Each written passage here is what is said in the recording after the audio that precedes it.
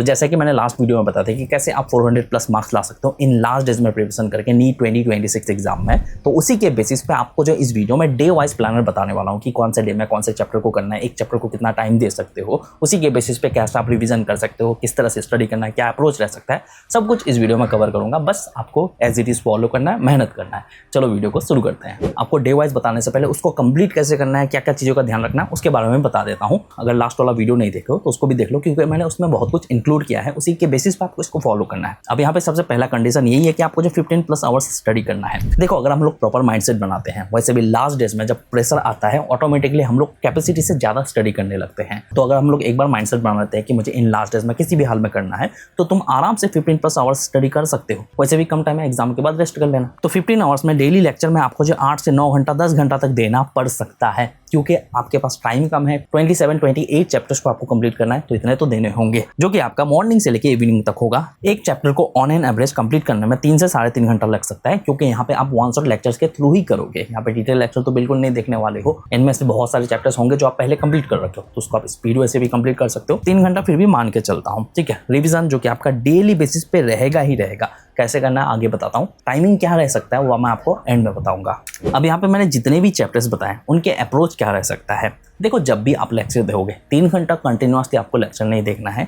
1 घंटा लेक्चर दोगे, उसके बाद आप 15 मिनट्स ब्रेक नहीं, इसमें आप जो भी 1 घंटे में पढ़े उससे रिलेटेड आपको जो एनसीईआरटी रीडिंग मारना है, या फिर एनसीईआरटी को शॉर्ट वे से समझना है, ताकि आप जो भी लेक्चर में समझे उसको आप प्रॉपर वे से प्रोसेस कर पाओ। क्योंकि वन शॉट से आपको जो क्विक वे से पढ़ाया जाएगा, तो हर चीज़ हो सकता है कि ना समझो, तो आप 15 मिनट्स एनसीईआरटी का रीडिंग मार लोगे, मेन टॉपिक्स को पढ़ लोगे, तो अच्छे से आपका कॉन्सेप्ट क्लियर हो जाएगा। अब ये चीज़ ना आपको हर 1 घंटे के बाद करना है, तीनों सब्जेक्ट से रिलेटेड करना है। उसी के साथ 3 घंटा लेक्चर देखने के बाद आप डीपीवीज तो करोगे जो आपको प्रोवाइड किए जाएंगे, साथ ही साथ आप क्वेश्चन प्रैक्टिस भी करोगे या फिर पीवाईक्यूज कर सकते हो, जिसमें आपका 40 मिनट्स के अराउंड दोगे।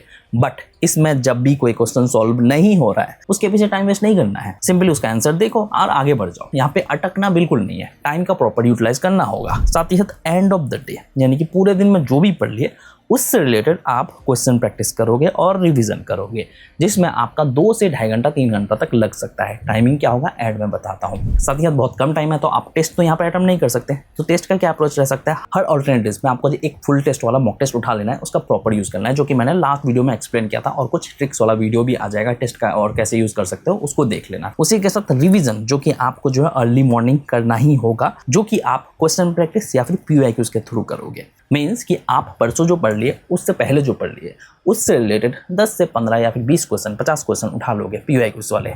जो क्वेश्चन सॉल्व होगा ठीक है, लेकिन जो क्वेश्चन सॉल्व नहीं कर पाए उन क्वेश्चन से रिलेटेड टॉपिक को पढ़ना होगा, क्योंकि हो सकता है कि टॉपिक आपने अच्छे से समझा नहीं, तो उसको थोड़ा एक्स्ट्रा टाइम देकर शॉर्ट नोट्स के थ्रू रिवाइज कर सकते हो। तो इस तरह से आपका रिवीजन होगा। साथ ही साथ आपको जो इंपॉर्टेंट टॉपिक्स और इंपॉर्टेंट क्वेश्चंस भी करने होंगे। ये कब करोगे, जब भी आप लेक्चर दोगे पहले से आप इंपॉर्टेंट टॉपिक्स हर चैप्टर का आप लिख के रख दोगे, और उन इंपॉर्टेंट टॉपिक्स को जब भी पढ़ाया जाएगा लेक्चर के दौरान उस पर आप एक्स्ट्रा फोकस करोगे। एनसीईआरटी में भी आपको जो उसको एक्स्ट्रा करके रीडिंग मारना है। साथ ही इंपॉर्टेंट क्वेश्चंस जो कि आपको end of the day practice करना होगा, जो भी इंपॉर्टेंट क्वेश्चंस होंगे। अब मैं डे वाइज प्लानर की बात करता हूँ। पहले मैं बायोलॉजी के बारे में एक्सप्लेन करता हूँ, फिर आपको केमिस्ट्री बताऊंगा, फिर उसके बाद जो फिजिक्स बताऊंगा। यहाँ पे एक स्लॉट होगा आपका, ठीक है। तो यहाँ पे सबसे पहले जैसे कि सेल यूनिट को आपको 2 दिन के अंदर करना है, जिसमें आपका 11 आवर्स तक लग सकता है, उससे कम टाइम में भी कर सकते हो। जैसे कि डे 1 में cell the unit of life करोगे, उसी के साथ जो बायोमोलिक्यूल्स करोगे, जो कि आपको जो 6 आवर्स का लेक्चर्स देखना है डे 1 में।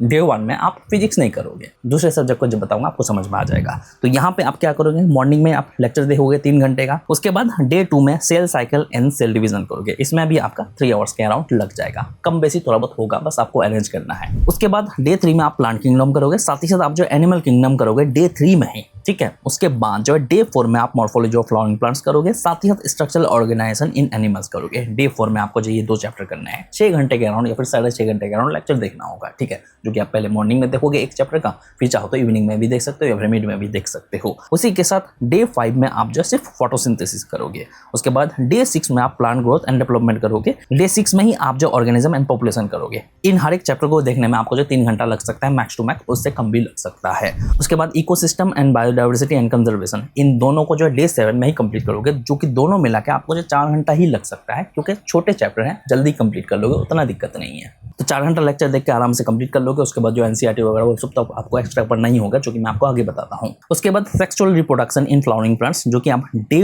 8 में करोगे, जिसमें आपका 4 घंटा लगेगा। ठीक है, तो आप क्या करना, डे 8 में 4 घंटा देके उस चैप्टर को कंप्लीट कर लेना है। उसके बाद ह्यूमन रिप्रोडक्शन करोगे डे 8 में ही, जिसमें आपका जो 2 से 3 घंटा लग सकता है, टोटल मिला के 6.5 घंटे तक लग सकता है, दोनों चैप्टर मिला के कंप्लीट कर सकते हो। और साथ ही साथ रिप्रोडक्टिव हेल्थ आप चाहो तो डे 8 में ही एक्स्ट्रा करके ऐड कर सकते हो, यानी कि डे 8 में कंप्लीट डे आप बायोलॉजी का लेक्चर देख सकते हो। रिप्रोडक्टिव हेल्थ जो आपका शॉर्ट चैप्टर है, तो आराम से 1.5 घंटा 2 घंटे में कंप्लीट कर सकते हो। साथ ही साथ जेनेटिक्स, जो कि एक लेंदी चैप्टर है, लेंदी यूनिट है, जिसमें आपका टाइम लगेगा। तो यहाँ पे मैं 10 घंटा मान के चलता हूँ, थोड़ा 2 घंटा एक्स्ट्रा भी आप चाहो तो प्रोवाइड कर सकते हो। डे 9 में आप जो जेनेटिक्स से रिलेटेड ही आप लेक्चर देखोगे। उसके बाद डे 10 में क्या करोगे, यहाँ पे जेनेटिक्स का एक्स्ट्रा 2 घंटा लेक्चर देख सकते हो। साथ ही साथ ये दोनों चैप्टर को जो आप 4.5 घंटे में कंप्लीट कर सकते हो। तो इन दोनों चैप्टर को भी आप डे 10 में ही करोगे। फिर उसके बाद जो है डे 11 में बायोटेक्नोलॉजी यूनिट को आराम से 5 घंटा देके कंप्लीट करोगे। तो यहाँ पे 11 डेज में आप बायोलॉजी के 21 चैप्टर्स आराम से कंप्लीट कर सकते हो। मानता हूँ कि यहाँ पे 1 शॉट लेक्चर है, हो सकता है कि समझ ना आए, बट यहाँ पे आपको जो कैपेसिटी से ज़्यादा यूज़ करने होंगे। उसके बाद अगर मैं केमिस्ट्री की बात करूँ, तो केमिस्ट्री का सबसे पहले तो आप फिजिकल केमिस्ट्री का मोल कॉन्सेप्ट, साथ ही साथ एटॉमिक स्ट्रक्चर, इन दोनों को करोगे। मोल कॉन्सेप्ट को करने में 4 घंटा लगेगा। ठीक है, तो आप डे 1 का 3 घंटा देखोगे और डे 2 का 1 आवर देख सकते हो। उसके बाद एटॉमिक स्ट्रक्चर को डे 2 में आपको जो 2 घंटे में हो जाएगा, तो यहाँ पे 1 घंटा एक्स्ट्रा मिल जाएगा। तो 3 घंटे में आप दोनों चैप्टर को कंप्लीट कर सकते हो। 2 दिन में आपका यहाँ पे 2 चैप्टर हो जाएगा। फिर पीरियोडिक टेबल डे 3 और डे 4 मिला के कर सकते हो। उसके बाद केमिकल बॉन्डिंग आपको जो डे 5 और डे 6 में कंप्लीट करना है। थोड़ा लेंदी और टाइम लग सकता है, बट आपको जो 2 दिन में इसको कंप्लीट करने की कोशिश करना है। उसके बाद डे 7 में डीएनए ब्लॉक करना है और साथ ही कोऑर्डिनेशन कंपाउंड्स का जो है आपको 1 घंटे का लेक्चर देखना है। उसके बाद कोऑर्डिनेशन कंपाउंड्स को जो है डे 10 में या फिर डे 11 में चाहो तो कंप्लीट कर सकते हो। तो केमिस्ट्री के इन सारे चैप्टर को कर सकते हो। अगर आप इनमें से नहीं करना चाहते, दूसरे चैप्टर को करना चाहते हो, तो आप कर सकते हो।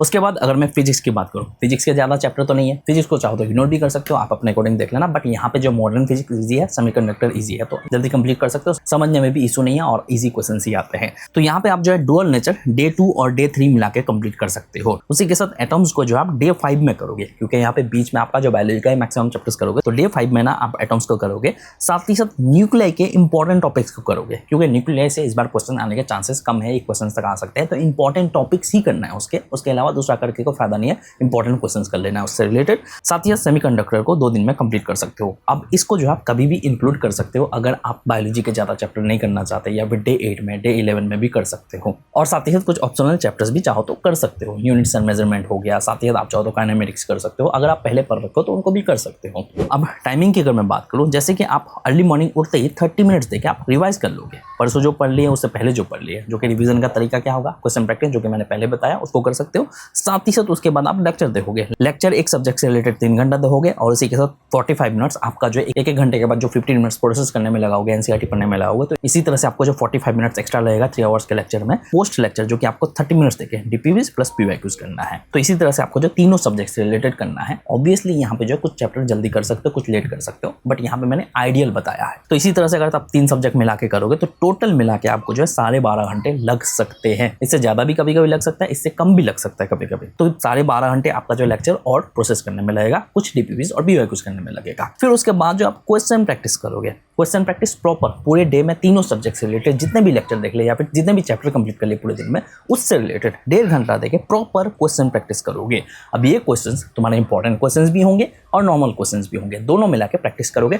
जितने क्वेश्चन सॉल्व हो रहे हैं, ठीक है, जो क्वेश्चन सॉल्व नहीं हो रहा है उन क्वेश्चन से रिलेटेड टॉपिक को चाहो तो रिवाइज कर सकते हो, उन क्वेश्चंस का सॉल्यूशन प्रॉपर देख के समझ सकते हो। तो इसमें आपका 1 घंटा जाएगा। तो ये प्रॉपर मिला के 15+ आवर्स हो रहे हैं। 15 आवर्स आपका स्टडी होगा। अब ये तभी पॉसिबल हो पाएगा जब आप अपना माइंडसेट बनाओगे, रेगुलर फॉलो करोगे और अपना 100% दोगे। ऑब्वियसली ये चीज़ डिफिकल्ट है, लेकिन आपके पास कोई रास्ता भी नहीं है। ठीक है, अगर आप सिर्फ क्वालिफाई करना चाहते हो तो उसके लिए भी एक वीडियो आ जाएगा, कौन सा चैप्टर्स करना है, डे वाइज क्या रह सकता है, उसको देख लेना। ठीक है, तो बस मुझे आपको ये बतानी थी। नीट से रिलेटेड और वीडियोस में चैनल में मिल जाएगा, जाकर चेकआउट कर सकते हो। शेड्यूल के लिए भी वीडियो आ जाएगा, उसको देख लेना। तो मिलते हैं नेक्स्ट वीडियो के साथ। Thank you.